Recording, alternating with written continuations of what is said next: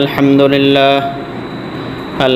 لله نحمده ونستعينه ونستغفره ونؤمن به ونتوكل عليه ونعوذ بالله من شرور أنفسنا ومن سيئات أعمالنا من يهده الله فلا مضل له ومن يضلل فلا هادي له ونشهد أن لا إله إلا الله ونشهد أن سيدنا ونبينا وحبيبنا ومولانا محمدا عبده ورسوله صلى الله تعالى عليه وعلى آله وأصحابه وبارك وسلم تسليما كثيرا أما بعد فقد قال الله تعالى في كلامه المجيد وفرقانه الحميد أعوذ بالله من الشيطان الرجيم بسم الله الرحمن الرحيم والله الذي لا إله إلا هو عالم الغيب والشهادة هو الرحمن الرحيم آمنت بالله صدق الله مولانا العظيم وصدق رسوله النبي الكريم ونحن على ذلك من الشاهدين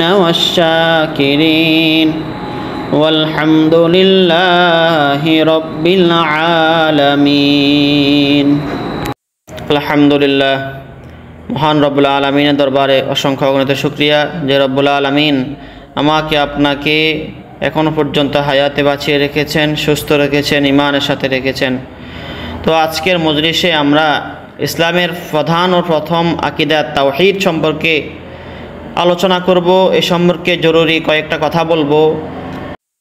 সকল মুসলমান এই কথা জানেন, এই কথার উপর বিশ্বাস করেন যে ইসলামের ভিত্তি হচ্ছে কালিমায়ে তাওহীদের উপর।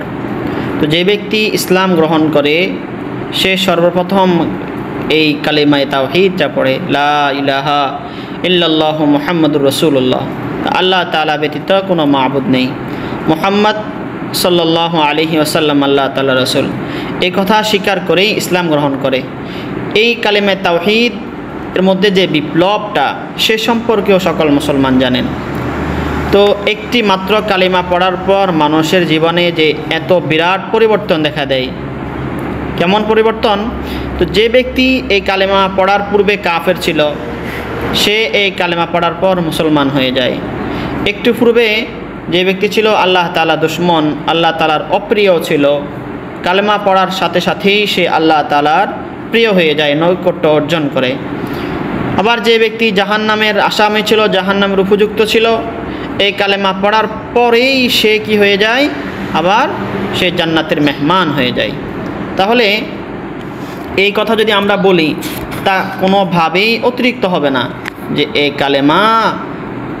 কালেমা এমন এক কালেমা যা মানুষকে মুহূর্তের মধ্যেই জাহান্নামের সপ্তম স্তর থেকে বের করে জান্নাতুল ফেরদাউসের সর্বোচ্চ আসনে পৌঁছে দিতে পারে। এটা একদম অতিরিক্ত কোনো কথা না।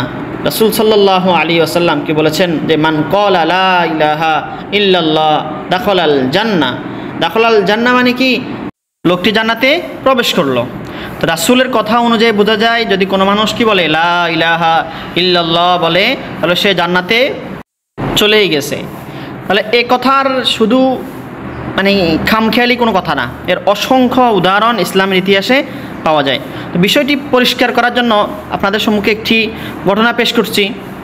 আর ঘটনাটা হচ্ছে খাইবার যুদ্ধের ঘটনা। এই যুদ্ধে দুজাহানের সর্দার নবী করিম সাল্লাল্লাহু আলাইহি ওয়াসাল্লাম সাহাবীগণকে সঙ্গে নিয়ে ইয়াহুদীদের সবচেয়ে বড় দুর্গ খাইবারের উপর হামলা করেন। দীর্ঘদিন দুর্গ অবরোধ করে রাখেন তো খাইবারের ইয়াহুদিদের পক্ষ থেকে মুসলমানদের বিরুদ্ধে নানা রকম ষড়যন্ত্র করা শোনা হতো। নবী করিম সাল্লাল্লাহু আলাইহি সাল্লাম যখন দুর্গ অবরোধ করেন, অবরোধটা কয়েকদিন পর্যন্ত চলতে থাকে। অবরোধ চলাকালে খাইবার শহরের একজন রাখাল, ইতিহাসে যিনি আসওয়াদ রাখাল নামে পরিচিত, তিনি মনে মনে ভাবলেন, এত বড় বাহিনী নিয়ে এত দূর পথ অতিক্রম করে এত কষ্ট সহ্য করে মুহাম্মদ সাল্লাল্লাহু আলাইহি সাল্লাম খাইবারে অতিক্রম করেছেন, খাইবারে আক্রমণ করেছেন। তো গিয়ে একটু জেনে আসি তার বুনিয়াদি দাওয়াত ও তার পয়গাম কি, সে কিসের দিকে মানুষকে আহ্বান করছে, তার ইচ্ছাই বা কী। তো রাখাল ঘর থেকে বের হয়ে মুসলিম বাহিনীর তাঁবুর দিকে যাচ্ছে। সেদিকে যাওয়ার পরে তাঁবুর কাছাকাছি একজন মুসলমানের সাথে সাক্ষাৎ হলো। তিনি তাকে জিজ্ঞেস করলেন, আমি জানতে চাই তোমরা কেন খাইবারের উপর চড়াও হয়েছ, তোমাদের উদ্দেশ্য বা কী, কোন কারণে আমাদের শহরের বাসিন্দারা তোমাদের দুশমন হলো, তোমাদের মূল দাওয়াত কি, মূল পয়গাম কি। তো মুসলমান লোকটি ছিলেন একজন সাহাবী। তিনি ইসলামের আকীদা ব্যাখ্যা করার পরিবর্তে আসওয়াদ রাখালকে বললেন, তুমি বরং আমাদের সর্দার আল্লাহ রাসূল সাল্লাল্লাহু আলাইহি সাল্লামের সঙ্গে সাক্ষাৎ করো, তাকেই এই প্রশ্নগুলো করো। তিনি তোমাকে ইসলামের বুনিয়াদি ও দাওয়াত সম্পর্কে, এর নেয়ামতের মূল পয়গাম সম্পর্কে স্পষ্টভাবে বলে দিবেন, সুন্দরভাবে বলে দিবেন, যা আমার পক্ষে বলা সম্ভব নয়। তো আসওয়াদ রাখালের কাছে এই কথা একদম নতুন ছিল। কারণ হচ্ছে তার কল্পনায়ও ছিল না যে কোনো বাহিনীর সিফা সালার, কোনো ফৌজের বড় অফিসার কিংবা কোনো রাষ্ট্রের উচ্চপদস্থ কর্মকর্তা তার মতো রাখালকে সশরীরে দরবারে প্রবেশের অনুমতি দিতে পারেন। তো সাক্ষাৎকার দিয়ে তাকে ধন্য করতে তিনি সারা জীবন এটাই দেখে এসেছেন। ধনার্থ উচ্চপদস্থ ব্যক্তিরা তার মতো ব্যক্তিকে কি করতো না, কোনো পাত্তাই দিত না। তার মতো রাখালদের সাথে কথাও বলতেন না, অসম্মান করতেন, অপমান করতেন। তাই তিনি বললেন, আমি তোমাদের সর্দারের কাছে কিভাবে যাব, তিনি তো তোমাদের রাষ্ট্রের প্রধান, তোমাদের ফৌজের সিপাহ সালার, আর আমি সামান্য একজন রাখাল। উত্তরে সেই সাহাবী বললেন, আমাদের সর্দার নবী করিম সাল্লাল্লাহু আলাইহি ওয়াসাল্লাম গরিবদের প্রতি অত্যন্ত সহমর্মী ও আন্তরিক। তার মজলিসে ধনী গরিবের মাঝে, শাসক ও প্রজার মাঝে, নেতা ও কর্মীদের মাঝে কোনোই পার্থক্য নাই। রাখাল লোকটি খুবই অবাক হয়ে গেল কথা শুনে। তো নবী করিম সাল্লাল্লাহু আলাইহি ওয়াসাল্লামের সাথে সাক্ষাতের উদ্দেশ্যে সামনে অগ্রসর হলো।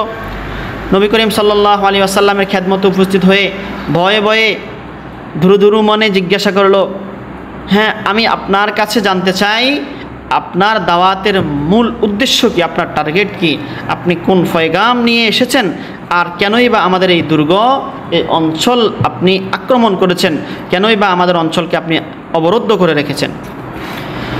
নবী করিম সাল্লাল্লাহু আলাইহি ওয়াসাল্লাম উত্তরে তাকে খুব সংক্ষেপে তাওহীদ সম্পর্কে বুঝালেন। আসওয়াদ রাখাল যখন তাওহীদ সম্পর্কে অবগত হলো, সে জিজ্ঞাসা করলো, আচ্ছা, যদি কেউ এই বিশ্বাস গ্রহণ করে আপনার সাথে শামিল হয়ে যায়, তাহলে তার লাভ কি? রাসূল সাল্লাল্লাহু আলাইহি ওয়াসাল্লাম তাকে জবাবে বললেন, যদি তুমি এই বিশ্বাস গ্রহণ করো, ইসলামের ছায়াতলে আশ্রয় নাও, তাহলে তুমি আমাদের ভাই হয়ে যাবে, তোমাকে আমরা আমাদের বুকে জড়িয়ে নেব। সকল মুসলমান যেসব অধিকার পায়, তুমিও তাই পাবে। তা আসওয়াদ রাখাল এতটাই আশ্চর্যান্বিত হলেন যে তিনি জিজ্ঞাসা করলেন, আমি কিভাবে সেসব অধিকার পাব, অথচ আমি একজন রাখাল, সামান্য রাখাল, আমার রং কালো, আমি কুৎসিত চেহারার অধিকারী, আমি একেবারে অসহায় গরিব মানুষ, দরিদ্র পরিবারের মানুষ, আমার দেহ থেকে দুর্গন্ধ বের হয়, আমার শরীরে ময়লা জমে থাকে। এই অবস্থায় আপনারা কিভাবে আমাকে বুকে জড়িয়ে নেবেন, কিভাবে আমাকে আপনাদের সমান মর্যাদা ও অধিকার প্রদান করবেন, আবার কিভাবে আমাকে আপনাদের ভাই হিসেবে পরিচয় দেবেন? নবী করিম সাল্লাল্লাহু আলাইহি সাল্লাম তাকে আশ্বস্ত করলেন, আসওয়াদ, যদি তুমি তাওহীদকে বিশ্বাস করো, ইসলামের ছায়াতলে চলে আসো, এই সবই সম্ভব। আসওয়াদ রাখাল বলল, যদি বিষয়টি এমনই হয়, তাহলে আমি তাওহীদ ও একাত্মবাদের উপর ঈমান আনব। আচ্ছা, আমাকে বলুন তো দেখি, আমার কৃষ্ণবর্ণ, কুৎসিত চেহারা, আমার দেহের ময়লা, এই দুর্গন্ধ, এগুলো সব কিছু দূর করার উপায়টা কি? তখন নবী করিম সাল্লাল্লাহু আলাইহি সাল্লাম তাকে বললেন, আমি একথা সাক্ষ্য দিচ্ছি যে তুমি যদি তাওহীদের উপর ঈমান আনো তাহলে দুনিয়ায় তোমার কুৎসিত চেহারা ও কৃষ্ণবর্ণের প্রতিকার না হলেও যখন তুমি পরকালে আল্লাহর সামনে উপস্থিত হবে তখন তোমার চেহারা শুভ্র উজ্জ্বল ও আলোকিত হবে। আল্লাহ তাআলা তোমার চেহারার কালো রং নূর দ্বারা বদলে দিবেন, তোমার দেহের দুর্গন্ধ সুগন্ধির মাধ্যমে পরিবর্তন করে দিবেন। আসওয়াদ রাখাত বলল, যদি বিষয়টি তাই হয় তাহলে আমি ইসলাম কবুল করলাম। আশহাদু আল্লা ইলাহা ইল্লাল্লাহ ওয়া আশহাদু আন্না মুহাম্মাদার রাসূলুল্লাহ।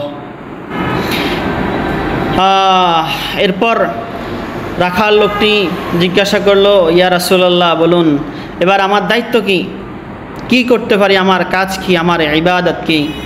নবী করিম সাল্লাল্লাহু আলাইহি সাল্লাম বললেন, ইসলামের বহু ফরজ বিধান রয়েছে, তবে এখন এমন একটা সময়, নামাজের সময়ও না, রোজার মাসও না, তোমার উপর জাকাতও ফরজ হয়নি, এখন হজের মৌসুমও না, তাই তোমাকে নামাজ, রোজা, হজ, জাকাত কোনোটাই পালনের নির্দেশ দিতে পারি না।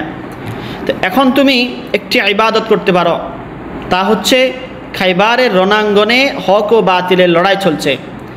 আল্লাহ তাআলার রাস্তায় ইসলাম ধর্মের অনুসারীরা তাদের প্রাণকে উৎসর্গ করছে। এই মুহূর্তে তোমার দায়িত্ব হলো জিহাদে শামিল হয়ে যাওয়া। তা আসওয়াদ রাখাল বলল, আচ্ছা আমি যদি এই যুদ্ধে শহীদ হয়ে যাই তাহলে আমার প্রতিদান কি হবে? নবী করিম সাল্লাল্লাহু আলাইহি ওয়াসাল্লাম বললেন, আমি তোমাকে এই বিষয়ে জামানত দিচ্ছি, যদি তুমি এই জিহাদে শহীদ হয়ে যাও তাহলে আল্লাহ তাআলা তোমাকে সোজা জান্নাতুল ফিরদাউসে পৌঁছে দেবেন। তোমার চেহারা এতটাই উজ্জ্বল করে দিবেন যে তোমার চেহারা নূরে জলমল করতে থাকবে, তোমার দেহের দুর্গন্ধ সুগন্ধিতে পরিবর্তন হয়ে যাবে। তো তিনি যেই বকরিগুলো সাথে নিয়ে আসছিলেন, রাসূল সাল্লাল্লাহু আলাইহি সাল্লাম সেগুলোর ব্যাপারে বললেন, যেসব বকরি তুমি সাথে নিয়ে এসছো এগুলো তো তোমার বকরি না, এগুলো অন্যের বকরি, অতএব আগে তুমি সেগুলো ফেরত দিয়ে আসো, বকরির মালিককে বকরিগুলো ফেরত দিয়ে আসো, তারপরে তোমার যুদ্ধের ময়দানে শরীক হবে তুমি। তো চিন্তা করে দেখুন, যুদ্ধের ময়দান, শত্রু বাহিনীর বকরি, তিনি এই বকরিগুলো নিয়ে শত্রু এলাকার বাইরে চলে এসেছেন। ইচ্ছা করলে তিনি বকরির পালকে কি করতে পারতেন, গনিমতের মাল হিসেবে অন্তর্ভুক্ত করতে পারতেন, রেখে দিতে পারতেন, কিন্তু তিনি যেহেতু এগুলোকে আমানত হিসেবে নিয়ে এসেছেন, আর আমানত ফিরিয়ে দেওয়া, প্রত্যার্পণ করা নবী করিম সাল্লাল্লাহু আলাইহি সাল্লামের একটি গুরুত্বপূর্ণ শিক্ষা। তাই নবী করিম সাল্লাল্লাহু আলাইহি সাল্লাম বললেন, বকরিগুলোকে কেল্লার দিকে তাড়িয়ে দাও, যাতে এগুলো শহরের অভ্যন্তরে চলে যেতে পারে, যেন মালিকের হাতে গিয়ে পৌঁছতে পারে। তো সে অনুযায়ী রাখাল কি করছে, বকরিগুলোকে শহরের দিকে তাড়িয়ে দিল। এরপর তিনি জিহাদে শামিল হয়ে গেলেন। দীর্ঘক্ষণ লড়াই চলল, জিহাদ করতে করতে, যুদ্ধ করতে করতে খায়বার বিজয় হয়ে গেল। নবী করিম সাল্লাল্লাহু আলাইহি ওয়াসাল্লাম শহীদদের লাশ দেখার জন্য বের হলেন। শহীদদের লাশের মাঝে আসওয়াদ রাখালের লাশটিও পড়েছিল।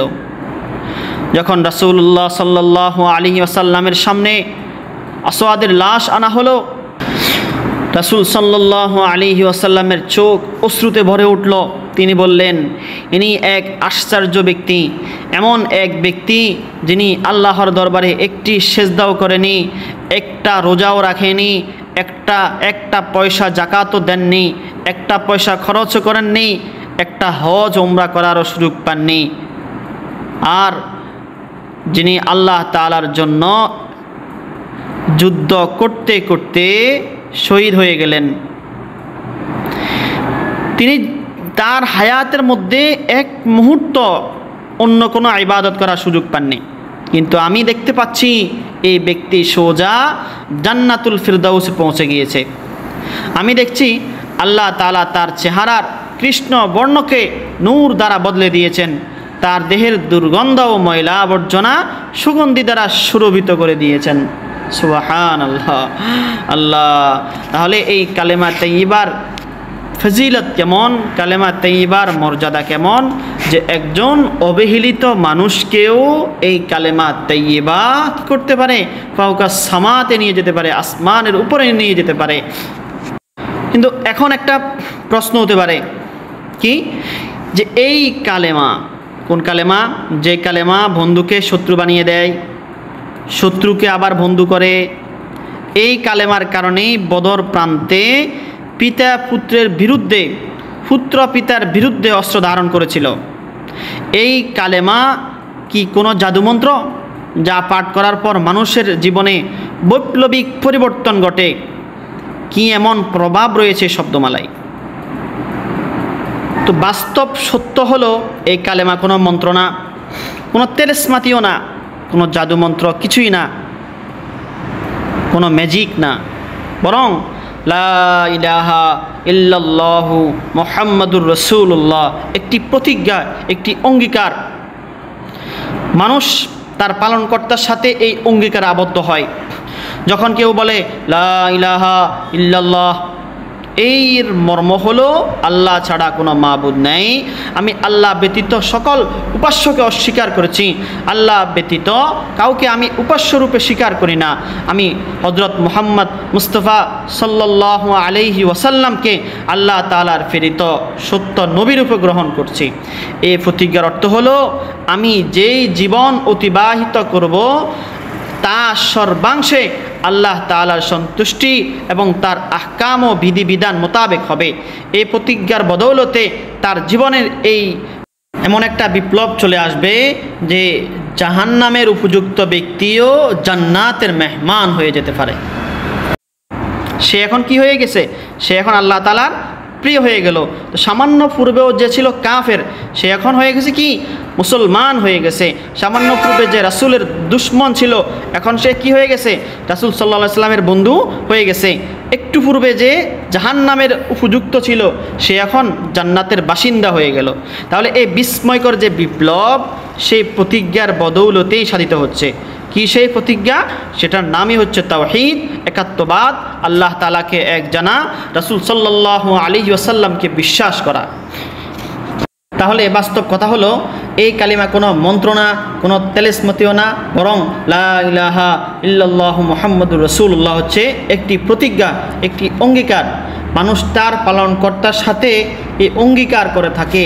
যখন কোনো ব্যক্তি লা ইলাহা ইল্লাল্লাহ এই কথা বলে, তখন এর মর্ম হলো আল্লাহ ছাড়া কোনো মাবুদ নেই, আমি আল্লাহ ব্যতীত সকল উপাস্য থেকে নিরাপদ, আমি আল্লাহ তাআলা ব্যতীত সকল উপাস্যের উপাস্য হওয়াকে অস্বীকার করছি এবং মুহাম্মদুর রাসূলুল্লাহ সাল্লাল্লাহু আলাইহি সাল্লামকে আল্লাহর প্রেরিত সত্য নবীরূপে গ্রহণ করছি। তো এই অঙ্গীকার ও প্রতিজ্ঞার অর্থই হলো আমি যে জীবন অতিবাহিত করব তার সর্বাংশে আল্লাহ তাআলা সন্তুষ্টি ও তার আহকাম বিধিবিধান মেনেই করব। তো এই প্রতিজ্ঞার বদৌলতে তার জীবনের মধ্যে যে পরিবর্তন আসবে, কেমন পরিবর্তন, যে কিছুক্ষণ আগে আল্লাহ তাআলার দুশমন এখন কি হয়ে গেল, আল্লাহ তাআলার বন্ধু হয়ে গেল, রাসূলের দুশমন এবং রাসূলের বন্ধু হয়ে গেল, জাহান্নামী ব্যক্তি এখন কি হয়ে গেল, জান্নাতি হয়ে গেল।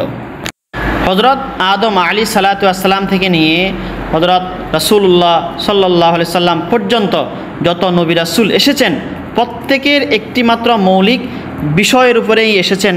কি, যে পৃথিবীবাসীকে একটি দাওয়াতই দিয়েছেন। তারা সকলেই কি করেছেন, তাওহীদ ও একাত্মবাদের উপর মানুষকে আহ্বান করেছেন, দাওয়াত দিয়েছেন। তো এই যাবৎ পৃথিবীতে যেসব জাতি গোষ্ঠীর উপর আল্লাহ তাআলার পক্ষ হতে আসমান থেকে আযাব গজব নাজিল হয়েছে, সে কেবল তাওহীদ প্রত্যাখ্যান করার কারণেই হয়েছে। আম্বিয়ায়ে কেরাম নবী আলাইহিস সালাম যত কষ্ট করেছেন, যত জুলুম নির্যাতন সহ্য করেছেন, তারা মূলত এই তাওহীদের বাণী প্রচার করার কারণেই হয়েছে। এটা এমন একটা বুনিয়াদ, এমন একটা আকীদা যাকে ইসলাম ও আল্লাহ তাআলার দ্বীনের মূল স্তম্ভ বলা হয়েছে। তাহলে ইসলামের মর্ম হলো আল্লাহ তাআলাকে মাবুদ স্বীকার করা, অন্য সকল উপাস্যকে অস্বীকার করা, সকল মাবুদ থেকে নিজেকে সম্পর্কহীনতার কথা ঘোষণা করা, আল্লাহ তাআলা ব্যতীত কারো হুকুম পালন না করা। তো উলামায়ে কেরাম লিখেছেন যে তাওহীদটা হচ্ছে দুই প্রকার। এক, তাওহীদে ইতিকাদি মানে আকীদাগত তাওহীদ, 2 নাম্বার হচ্ছে তাওহীদে আমালি মানে আমলিগত কর্মগত তাওহীদ। তো আকীদাগত তাওহীদের মর্ম কি? এর মর্ম হচ্ছে মানুষ এই কথার উপর বিশ্বাস স্থাপন করবে যে আল্লাহ তাআলা ব্যতীত কোনো স্রষ্টা নেই, কোনো মাবুদ নেই, কোনো ইবাদতের উপযুক্ত নেই, কোনো পালনেওয়ালা নেই, কোনো মারনেওয়ালা নেই, কোনো সুখ দেনেওয়ালা নেই, কোনো দুঃখ দেনেওয়ালা নেই। আল্লাহ তাআলা জাত ও সিফাতের মধ্যে কোনো শরিক নেই। আল্লাহ তাআলা সত্তা ও গুণাবলীর মধ্যে কোনো অংশীদার নেই। আল্লাহ তাআলা জাত ও সত্তায় কাউকে শরিক সাব্যস্ত না করার অর্থই হলো কি? আল্লাহ ব্যতীত কাউকে মাবুদ ও ইবাদতের উপযুক্ত মনে না করা। সিফাত ও গুণাবলীতে কাউকে শরিক সাব্যস্ত না করার অর্থ হলো যে আল্লাহ তাআলার যে সকল সিফাত ও গুণাবলী তার সত্তার সাথেই সীমাবদ্ধ, সেসব বিষয়ে কি অন্য কাউকে শরিক না করা। উদাহরণত আল্লাহ তাআলা রিজিক দান করেন, তিনি রাজ্জাক। তো রিজিক দান করার এই সিফাত অন্য কাউকে শামিল না করা। আল্লাহ তাআলার কুদরতি কবজায় প্রত্যেক মানুষের লাভ ক্ষতি বিদ্যমান রয়েছে। তো এই লাভ ক্ষতি আল্লাহ তাআলারই কবজায় একথা বিশ্বাস করা। তিনি ব্যতীত অন্য কাউকে লাভ ও ক্ষতির জিম্মাদার সাব্যস্ত না করা। আল্লাহ তাআলার কুদরতি কবজায় অসুস্থতা ও সুস্থতার নেয়ামত রয়েছে, তাই অসুস্থতা ও সুস্থতাকে আল্লাহ তাআলা ব্যতীত অন্য কারোর সঙ্গে সম্পর্কযুক্ত না করা। তাহলে মোট কথা আল্লাহ তাআলার যে সকল সিফাত ও গুণাবলী আছেন তার কোনোটাতেই অন্য কাউকে সাব্যস্ত না করা, শরিক না করা।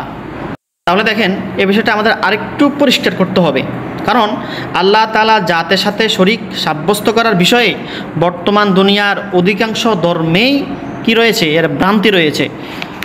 তো দেখেন নবী করিম সাল্লাল্লাহু আলাইহি সাল্লামকে যে সকল কাফের মুশরিকদের প্রতি প্রেরণ করা হয়েছে, তিনি যখন তাদেরকে তাওহীদের দাওয়াত দিয়েছেন, তারা বলতো যে সৃষ্টিকর্তা আল্লাহ তাআলা ছাড়া আর কেউ নেই। একথা আমরাও বলি, আমরা তো এও মানি যে আল্লাহ তাআলা এই বিশ্ব সৃষ্টি করেছেন, এই মহাবিশ্বের সব কিছু তিনিই সৃষ্টি করেছেন, তো আমাদেরকেও তিনি সৃষ্টি করেছেন। তবে তারা আল্লাহর সিফাতের সঙ্গে কিছু দেবদেবীকে শরিক করত। তারা বলতো যে রিজিকের দায়িত্ব আল্লাহ তাআলা অমুক দেবতার কাছে দিয়েছেন, হ্যাঁ বৃষ্টির দায়িত্ব আল্লাহ তাআলা অমুক দেবতাকে দিয়েছেন, রোগ মুক্তির দায়িত্ব আল্লাহ তাআলা অমুক দেবতাকে দিয়েছেন, সুখ দুঃখের দায়িত্ব আল্লাহ তাআলা অমুক দেবতাকে দিয়েছেন।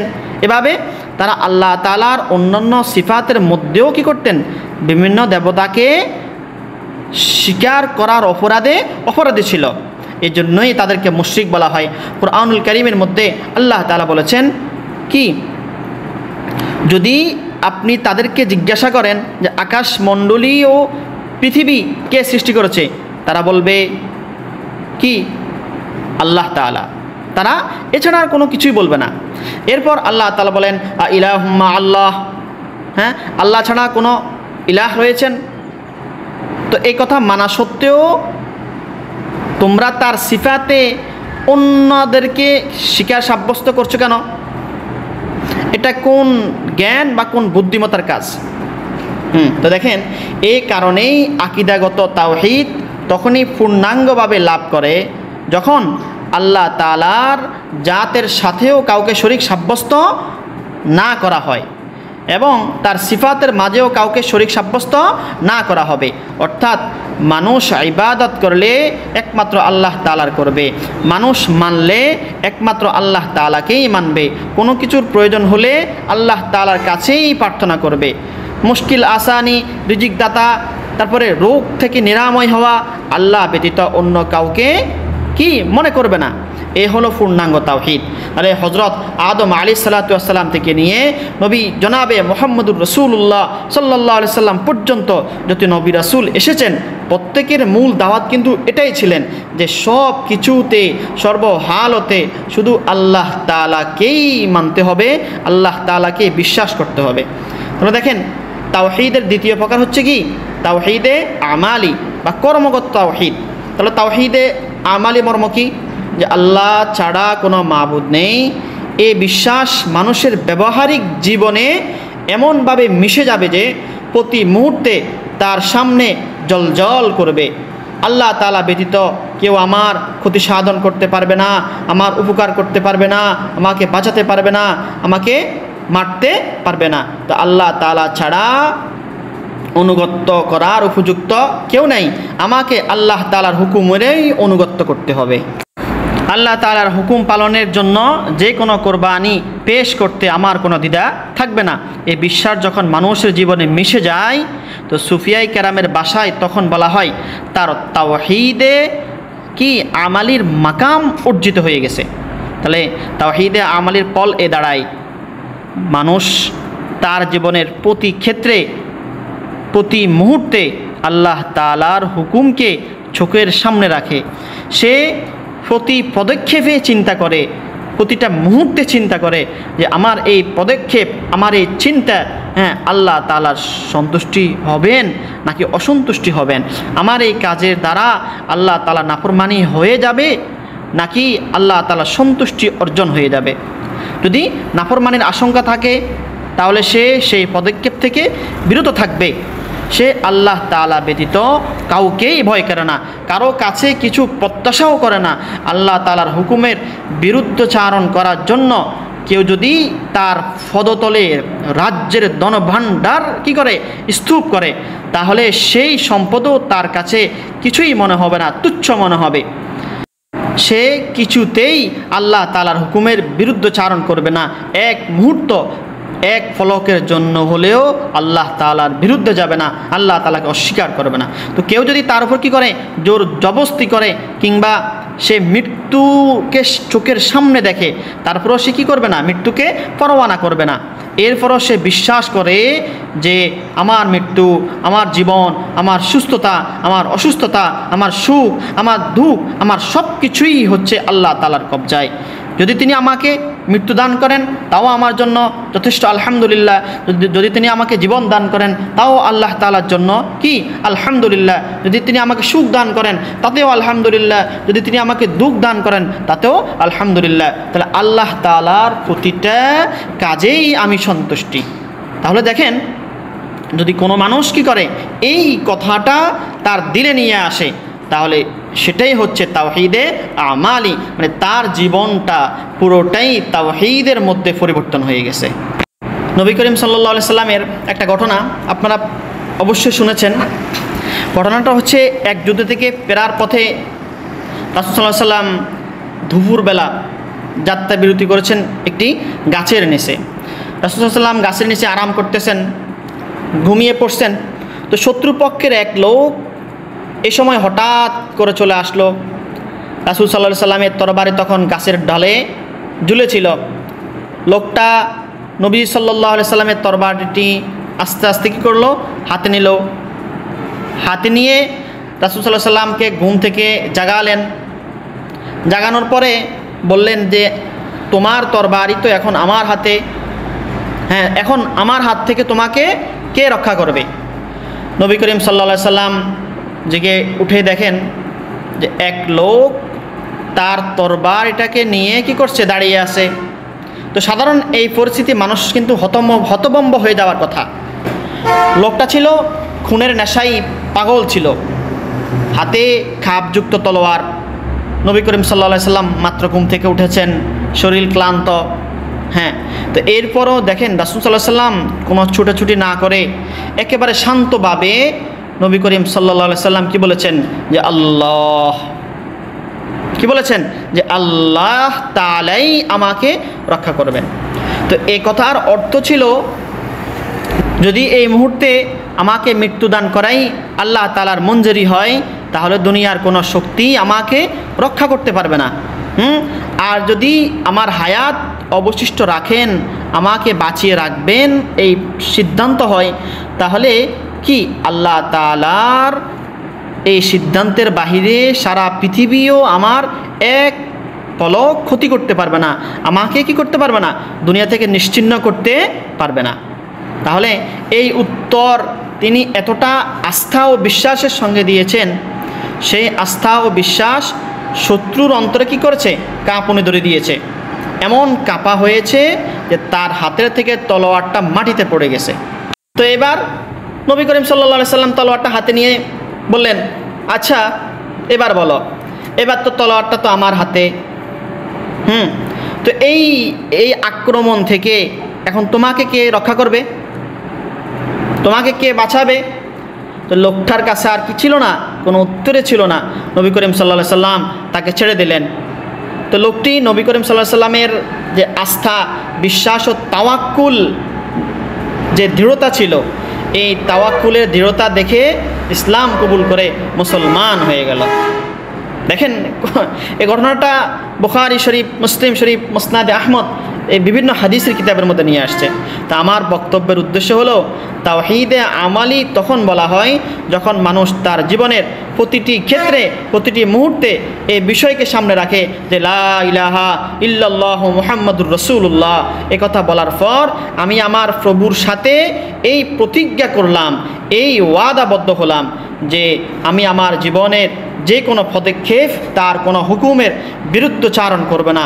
যখন মানুষ এই মাকাম অর্জিত করবে, মানুষের মধ্যে মাকাম অর্জিত হয়, তখনই একে বলে তাওহীদে আমলি।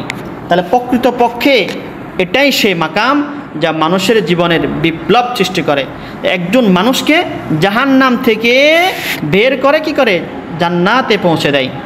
তা আল্লাহ তাআলার অপ্রিয় বান্দা আল্লাহ তাআলা প্রিয় হয়ে যায়। এই তাওহীদে আমলিটা অর্জন করার তরিকা হলো, মানুষ সর্বপ্রথম এই কথা জানার চেষ্টা করবে যে এই প্রতিজ্ঞা করার পর আমার উপর কোন কোন দায়িত্ব ও জিম্মাদারি অর্পিত হয়েছে, আল্লাহ তাআলা আমার উপর কোন কোন বিধিনিষেধ আরোপ করেছেন, জানতে হবে তিনি আমাদেরকে কোন কোন বিষয় পরিহার করতে বলেছেন। তাহলে প্রথম কর্তব্য হলো কি, এই বিষয়গুলা জানা। এই জন্য নবী করিম সাল্লাল্লাহু আলাইহি সাল্লাম বলেছেন, তলাবুল ইলমি ফরিদাতুন আলা কুল্লি মুসলিম, কি প্রত্যেক মুসলমান নর নারী, প্রত্যেক মুসলমানের প্রথম দায়িত্ব হলো যে ঈমান আনার পরে ইলম অন্বেষণ করা। কি করা? ইলম শিখা।